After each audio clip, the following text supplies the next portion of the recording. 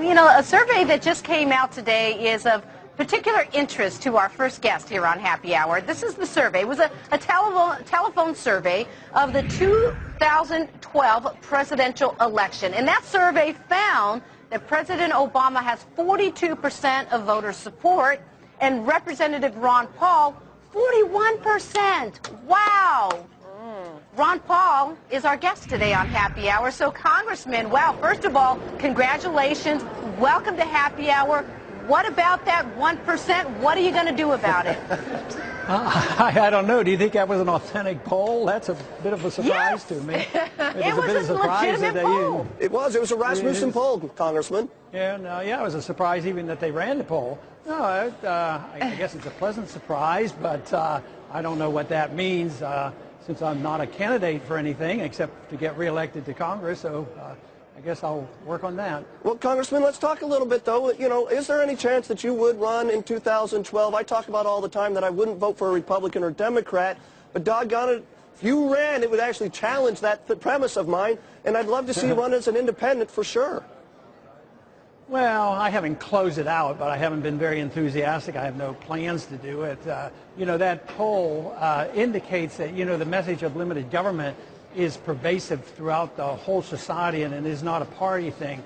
One of the biggest obstacles for somebody like myself to run on a limited government platform would be to get through the Republican primary because some of them aren't for limited government. You know, I'm for limited government on personal matters, and I'm for limiting our exposure overseas and in our empire, you know, in 135 countries, 700 bases. And that doesn't sell that well in the Republican primary, but I'm delighted to know that a large number of Americans are starting to think this way.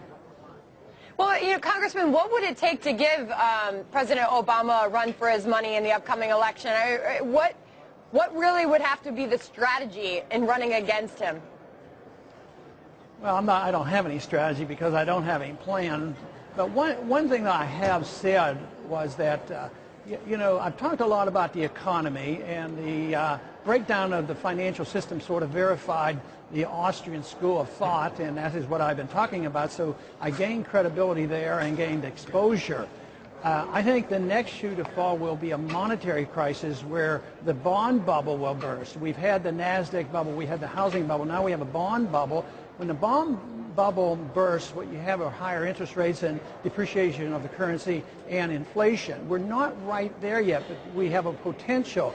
If we're in the midst of that and we're coming anywhere close to the need for monetary reform, it would be hard for me not to speak out on that issue. Amen. But I'd be more motivated by speaking out on the economic issues than seeking another election victory. That would be secondary to trying to come to our senses on monetary policy.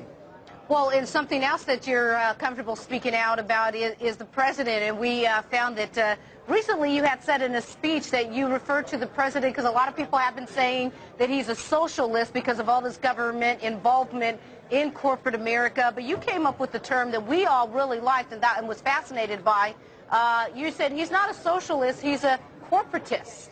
Explain that for our viewers. Well, there's a little bit of semantics here and technicalities, and I was thinking in terms of economics. If you're a socialist, you take over everything, total ownership. And that isn't the goal. The American people wouldn't put up with it, but the American people seem to tolerate a lot of regulations and a lot of partnership. You can have a military-industrial complex, and that industry benefits from the taxpayers and all the appropriations. But now we have a medical-industrial complex where we have corporations, we have the drug companies and the management companies, the insurance companies, and the law firms, and they all love this system. So the corporations benefit from this, and corporatism or corporatist indicates that. But the danger there is it does lead to socialism. It's happened before in our history, and it's a national socialist system that they have then, and it comes closer to sort of economic fascism rather than the old line socialism.